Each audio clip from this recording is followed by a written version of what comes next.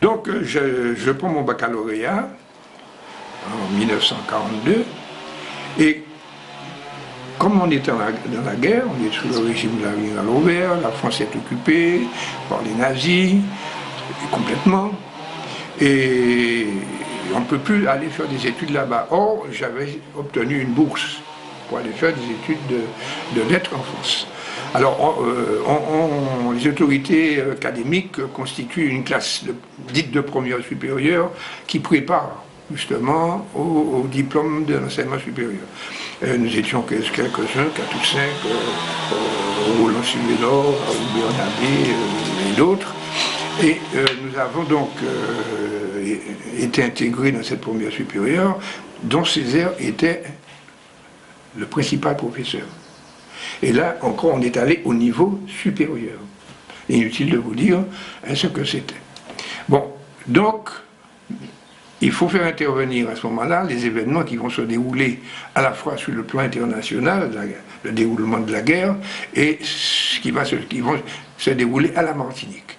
La Martinique commence à bouger, à se soulever contre le régime de l'amiral Aubert.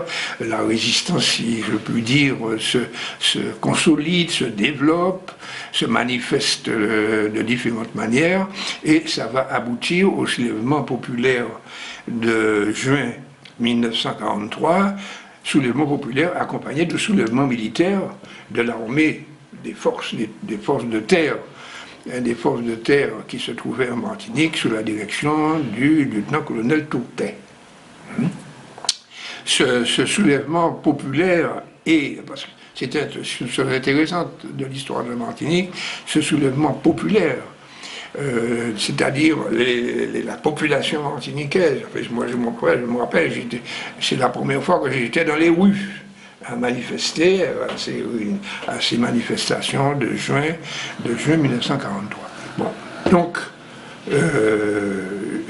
la vie se trouve mêlée à mes études et je mène tout ça conjointement, quoi, vous voyez. Et la Martinique se soulève, elle rallie le général de Gaulle et elle a un nouveau gouverneur qui est un copain à Césaire, ils sont connus, et Césaire devient un petit peu son conseiller, il s'adresse à Césaire lorsqu'il veut avoir des renseignements sur les personnalités, etc. Vous vous souvenez de son nom? Le gouverneur Ponton. Le gouverneur Ponton. Ouais. Et il va notamment consulter Césaire pour remanier le service d'information. Le service de la communication qui est important, c'est lui qui donne toutes les nouvelles à la radio, etc. Et on va balancer tous ceux qui étaient là, parce que c'était des officiers de la marine de l'amiral Robert, on va les balancer et on mettra des gens qui sont plus proches de la nouvelle. Voilà.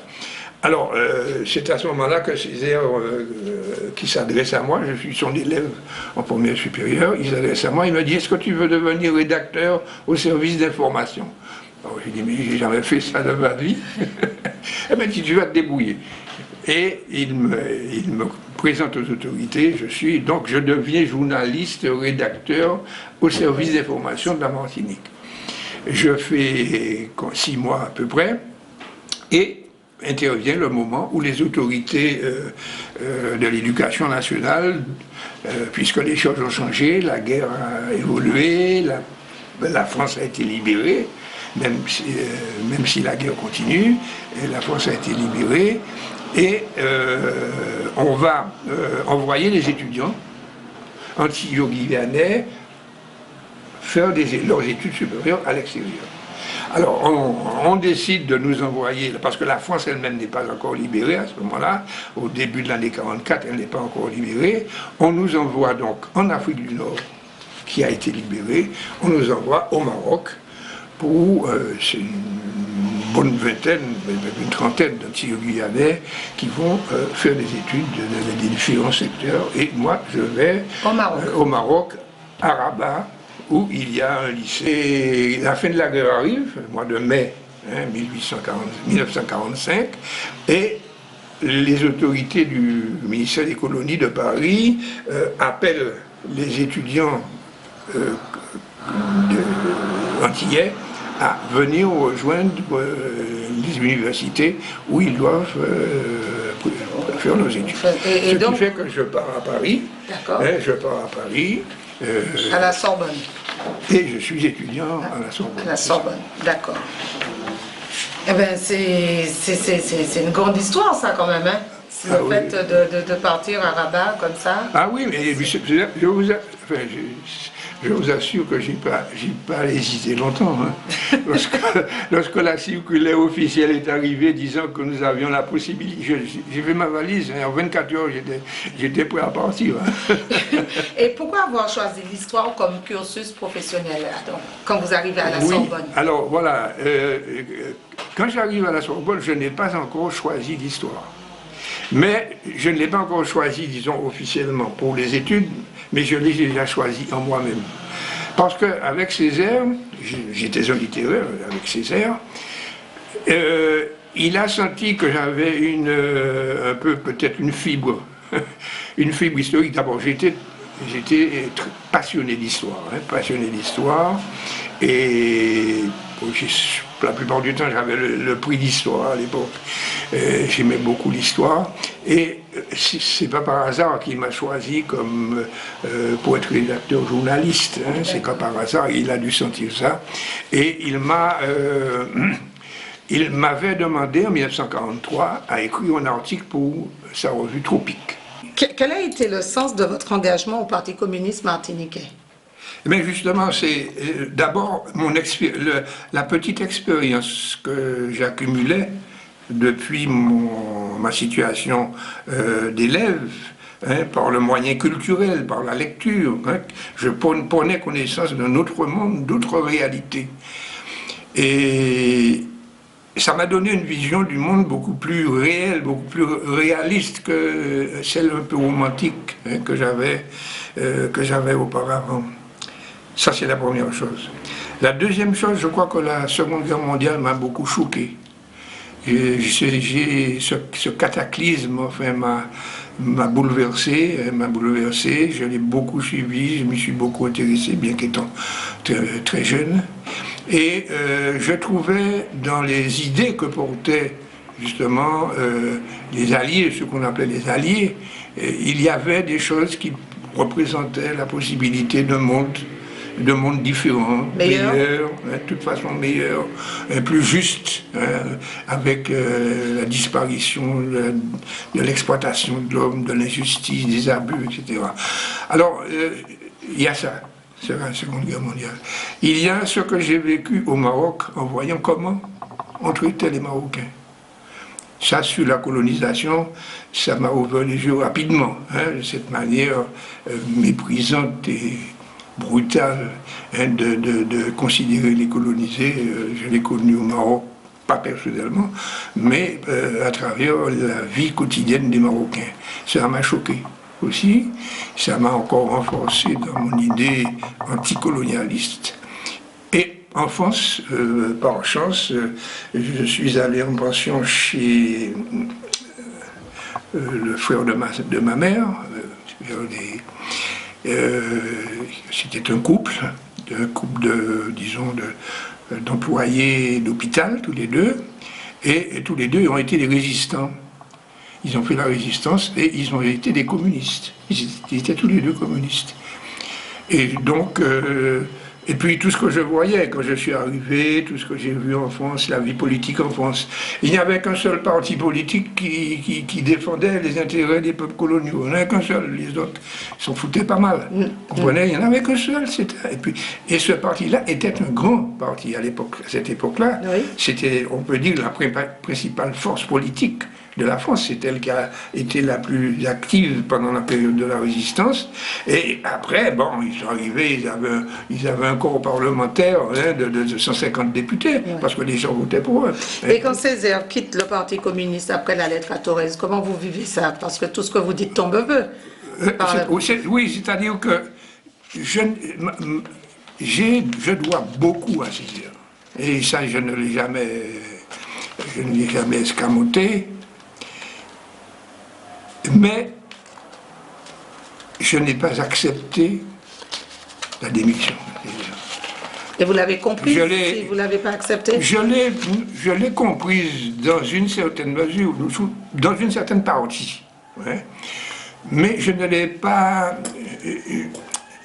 J'ai trouvé que c'était une capitulation. Et puis j'ai surtout compris tout de suite que ça allait, excusez-moi, ça allait décaler le mouvement révolutionnaire, le mouvement progressiste martiniquais. J'ai compris que ça allait créer une fracture telle que ce serait très difficile à remonter, la pente. Et ça a été le cas? Et ça a été le cas, oui. C'est ça que je reproche le plus à Césaire. Je ne dis pas qu'il a trahi, bon, j'évite ce genre de formule.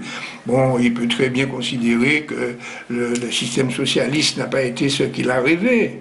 On peut très, moi, il y a certains éléments qui permettent de penser cela. Bon, mais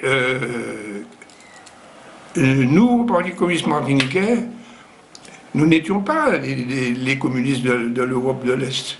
On était dans des situations très différentes. Et qu'est-ce que nous faisions à ce moment-là? Nous luttions justement pour organiser le peuple martiniquais, pour le faire revendiquer, pour qu'il puisse aller de l'avant. C'est ça qu'on faisait. Ils cassent ça. Pourquoi? Pourquoi? Et c'est le principal reproche que je lui fais, il est parti, et que je lui faisais, et que je lui ai toujours fait. Et je n'ai pas voulu faire autant. Vous voyez, ce qui fait que je ne l'ai pas suivi du tout, ni idéologiquement, ni matériellement. D'accord. Est-ce qu'on peut dire aujourd'hui que vous êtes un homme heureux et accompli? Oui. Ça peut paraître un petit peu contradictoire. Bon, j'ai eu une vie assez mouvementée et parfois assez dure, surtout sur le plan familial. Mais j'ai trouvé dans le combat que j'ai mené la réponse aux aspirations profondes que j'avais. C'était ça que j'avais en moi, c'était peut-être pas très bien exprimé, mais je suis un peu de tempérament combattant. D'abord, je suis combattant, j'ai trouvé le combat, une cause que j'estimais juste, un certain romantisme, c'est vrai, mais je l'ai trouvé. J'ai trouvé réponse à un certain nombre de questions fondamentales pour expliquer la société dans laquelle je vis. J'ai pratiqué un métier que j'ai suivi pendant toute ma carrière avec beaucoup de passion. J'ai toujours aimé former, instruire, éduquer. J'ai fait dans presque toute ma vie, j'ai beaucoup essayé de former, d'éduquer, de faire comprendre, de faire prendre conscience. J'ai eu, malheureusement, peut-être pas parce que j'ai vécu dans une bonne période, j'ai vécu une période dans ma carrière d'enseignant où j'ai toujours trouvé auprès de mes élèves, auprès de mes collègues, toujours satisfaction.